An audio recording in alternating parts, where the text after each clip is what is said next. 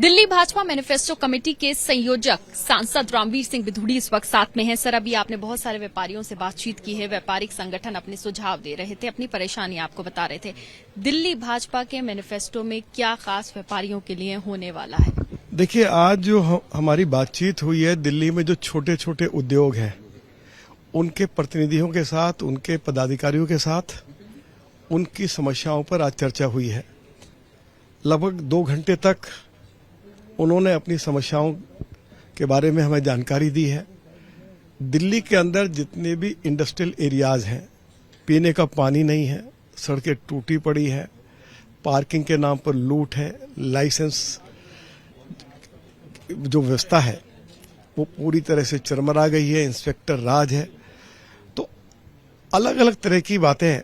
बिजली के rate double है आज हमारे सामने इन सभी साथियों ने रखी है और हमने उसको नोट भी किया है और हमने ये कमिटमेंट भी उनके साथ की है कि जिन समस्याओं के बारे में आपने हमें जानकारी दी है, हम अपने मैनिफेस्टो में इनको इंक्लूड करेंगे।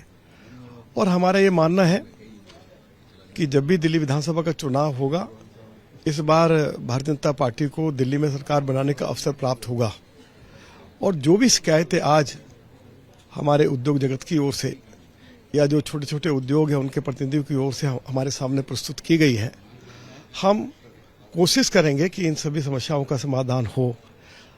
ये दिल्ली के लोगों को रोजगार भी देते हैं और दिल्ली को सबसे ज्यादा रेवेन्यू भी देते हैं। आखिर हमसे मांग क्या रहे हैं? अलग अलग ये प्रॉब्लम्स जो हैं वो आपने सुनी है, क्या कोई पॉलिसी लेके आएंगे आप लोग? नहीं, सबकी जो प्रॉब्लम्स है वो कॉमन है। पीने का पानी नहीं है, सभी लोग शिकायत कर रहे हैं। सड़कें टूटी पड़ी हैं, सभी शिकायत कर रहे हैं। लाइसेंसिंग के नाम पर लोगों को हरेस किया जा रहा है, सभी लोग शिकायत कर रहे हैं।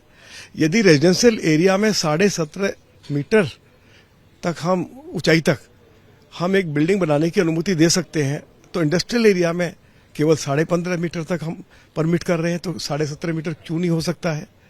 बिजली के नाम पर लूटा जा रहा है, पीने के पानी के बिल भेजे जा रहे हैं, पानी है ही नहीं।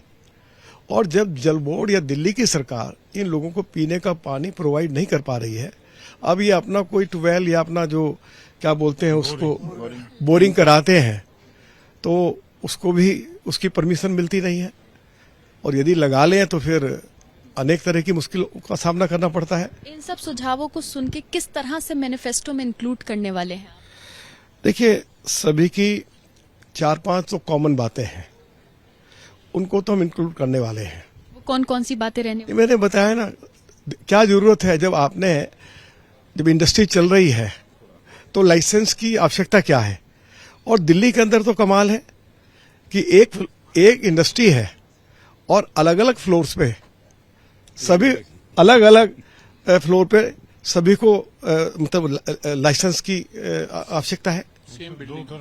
एक तो ये व्यवस्था खत्म होनी चाहिए। लाइसेंस ये मुद्दा हमने म्युनिसिपल कमिश्नर को जब बुलाया था तो उन्होंने भी इसको स्वीकार किया कि मुझे नहीं समझ आ रहा कि इसकी आवश्यकता क्या है। तो लाइसेंसिंग व्यवस्था खत्म हो, ये सभी की इच्छा है। इंडस्ट्रीज में पीने का पानी उपलब्ध हो, ये सभी की इच्छा है। ये जो अनाप शनाप बिजली के बिल भेजे गए हैं उनको ठीक किया जाए। आज इंडस्ट्रीज हैं उनको सबसे महंगी बिजली मिल रही है, जिसकी चर्चा हमारे सभी लोगों ने की है, मैंने भी की है। आज 17 रुपए से लेकर 18 रुपए पर यूनिट दिल्ली के जो हमारे उद्योग में जो लोग उद्यमी जो हैं उनको बिजली पड़ रही है। इतनी महंगी बिजली हिंदुस्तान में कहीं भी नहीं है। आप हरियाणा में पूछ लीजिए, आप उत्तर प्रदेश में पूछ लीजिए। तो जो भी शिकायतें इनकी ओर से आई हैं, ये सारी शिकायतें बहुत जेन्युइन हैं। मैंने भी और हमारी मैनिफेस्टो कमेटी की मेंबर जो फॉर्मर मिनिस्टर भी हैं, श्रीमती मीनाक्षी लेखी जी, उन्होंने भी सभी रिप्रेजेंटेटिव्स को एश्योर किया है कि आपकी जेन्युइन समस्याएं हैं और हम इन सारी समस्याओं का समाधान करने का भरपूर प्रयास करेंगे। अपनी मैनिफेस्टो में इन समस्याओं का उल्लेख करेंगे, इंक्लूड करेंगे और सत्ता में आएंगे तो इनके साथ मिल बैठकर इन सारी समस्याओं का समाधान करने का प्रयास ईमानदारी से करेंगे। दिल्ली के युवाओं से भी आज आप लोगों की चर्चा हुई है, सुझाव बहुत सारे आए हैं। क्या कुछ खास दिल्ली के युवाओं के लिए भाजपा लेके आने वाली है अपने मैनिफेस्टो? अभी मैनिफेस्टो में क्या कुछ हम लेकर आएंगे उसकी जानकारी देना मुनासिब नहीं होगा, क्योंकि जो मैनिफेस्टो हम तैयार कर रहे हैं ये हमारी जो सेंट्रल लीडरशिप है उसके पास जाएगा और उनकी अप्रूवल के बाद ही हम आपको बता पाएंगे कि हम युवाओं के लिए क्या हमने नीति बनाई है और क्या मैनिफेस्टो में हम उनके लिए कुछ इंक्लूड करेंगे, उसकी जानकारी आपको 4-6 दिन के बाद जरूर उपलब्ध हो जाएगी। आपने एक बहुत खास बात यहाँ से कही कि 4 महीने के लिए जो पब्लिक ट्रांसपोर्ट है उसको फ्री कर देना चाहिए, तो क्या कुछ ऐसी योजना आप लोग बना रहे हैं कि मैनिफेस्टो में कुछ इस तरह की चीज देखने के लिए मिल सके? दिल्ली दुनिया की सबसे ज्यादा प्रदूषित राजधानी है, ये बात हम नहीं कह रहे हैं, WHO ने कही है। ये भी कहा गया है कि दिल्ली के लोगों की 12 साल उम्र कम हो रही है प्रदूषण की वजह से। और प्रदूषण के 2 मुख्य कारण मैंने नहीं, सुप्रीम कोर्ट ने बताए हैं। एक कारण बताया है कि जो डीजल और पेट्रोल की गाड़ियां, इससे दिल्ली सबसे ज्यादा प्रदूषित होती है। और दूसरी बात कही है कि दिल्ली की जो सड़कें टूटी पड़ी है, सड़कों में गड्ढे हैं और जब गाड़ियां चलती हैं तो धूल उड़ती है, डस्ट उड़ती है और PM2.5 सबसे ज्यादा धूल से जनरेट होता है।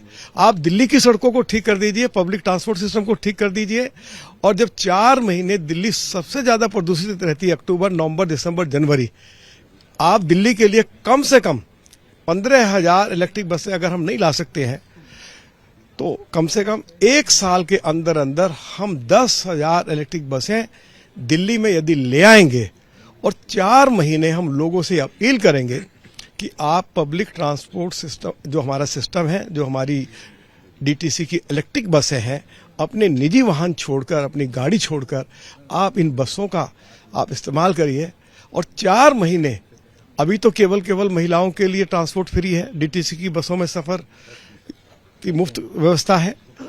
हम सभी के लिए, चाहे महिला है, चाहे पुरुष है, चाहे हमारे छात्र हैं, छात्राएं हैं, बच्चे हैं, सभी के लिए 4 महीने के लिए हमें ट्रांसपोर्ट, हमारी जो DTC है उसकी बसों को हमें लोगों के लिए मुफ्त उपलब्ध करा देना चाहिए। लोग अपनी गाड़ियां नहीं निकालेंगे और दिल्ली में जब गाड़ियां सड़कों पर काम आएंगी तो पक्के तौर पे दिल्ली को प्रदूषण से मुक्ति मिल जाएगी। क्या ये चीज मैनिफेस्टो में देखने को मिलेगी?